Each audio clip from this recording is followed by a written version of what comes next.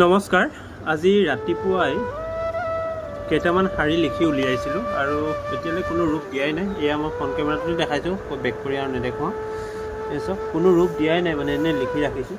আৰু এইখিনিয়ে মই এতিয়া আপোনালোকৰ আগত পাঠ কৰি শুনাম বানপানী বিষয়ে। বেলেগকৈ আৰু শিৰোনাম একো প্ৰকাশ কৰাই নাই, শিৰোনাম লিখা হোৱাই নাই।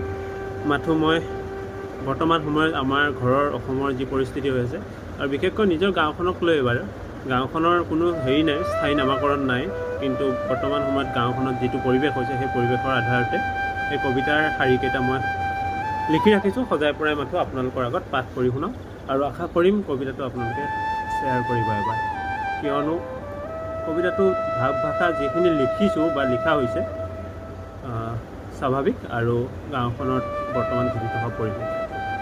গতিকে আপোনালোকৰ আগত মই মাথো এতিয়া পাঠ কৰিছোঁ, শুনিব ভালদৰে। ৰাইজৰ টোপনি হৰি মাজনিশা অটহাস্য কৰি গাঁওখন চানি ধৰিলে। ৰাতি পুৱাবলৈকো বহু বাকী উপায়ন্তৰ। হুৰমূৰ শব্দই যেন কৈছে, চাহ সদায় ওলোৱা সোমোৱা পদূলিটো চাহ গোহালি ঘৰটো চাহ, শাকনি বাৰীখন চাহ, প্ৰাত কৰ্মলৈ যোৱা শৌচালয়ৰ চৌকাঠটো চাহ ডুবাই পেলালে। গাঁওখন কেনেকৈ নদী কৰি পেলালো চাহ। অভিধানিক সাংবিধানিক পৰিচয়ৰ ময়েই বাৰিষাৰ কালৰূপী বানপানী। পাহাৰ ভৈয়ামৰ মুখলধাৰ বৰষুণত মোৰ হেঁপাবোৰ দুগুণ হয়, নদীখনৰ লগতে গাঁওবোৰো আপোন হয়।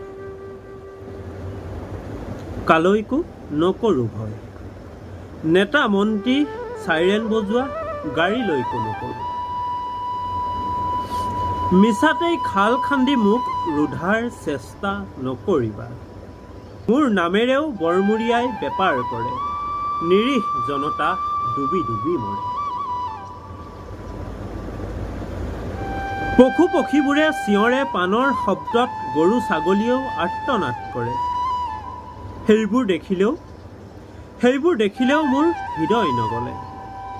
সোণগুটিৰ ভঁৰালটো বচাব পাৰিলে পৰিত্ৰাণ পাবি। সোণগুটিৰ ভঁৰালটো বচাব পাৰিলে পৰিত্ৰাণ পাবি। পাচলিৰ বাৰীখন তল গলেও দুখ নকৰিবি। পলস পেলাই সোণতলি কৰি যাম সেই মাটি, পলস পেলাই সোণতলি কৰি যাম সেই মাটি। মোৰ আগমনত এহাতে গাঁওখনত সম্প্ৰীতি বাঢ়ে, জাগে ভাতৃত্ববোধ একতাই বান্ধ খায়। এহাতে দুখে কুলাই পাচিয়ে নধৰা হয়, শস্য নষ্ট হয় বহু সপোন। তথাপিও মই আহিম। নদী পাৰৰ গাঁওবোৰৰ সতে আছে মোৰ আজন্মৰ সম্পৰ্ক। গাঁওবোৰলৈতো কেতিয়াবাহে বছৰত আহোঁ। কাগজে কলমে ডাঙৰ ডাঙৰ সমীকৰণবোৰত সদায়েই থাকোঁ। নামক বদনামী কৰাৰ আপাহতে মই বাৰিষা আহিলেই আহিম। মই আকৌ আহিম। আহোঁতে ধ্বংস কৰিম, যোৱাৰ বাটত সোণতলি কৰি এৰিম। আহোঁতে ধ্বংস কৰিম, যোৱাৰ বাটত সোণতলি কৰি এৰিম। কবিতাটো বানপানীয়ে ৰাইজক উদ্দেশ্যি কোৱা কথা।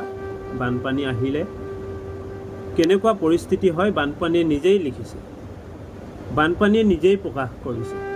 ৰাইজৰ টোপনি হৰি মাজনিশা অটহাস্য কৰি গাঁওখন চানি ধৰিলে। বানপানীয়ে ৰাতি মাজনিশা গাঁওখন চানি ধৰিছে।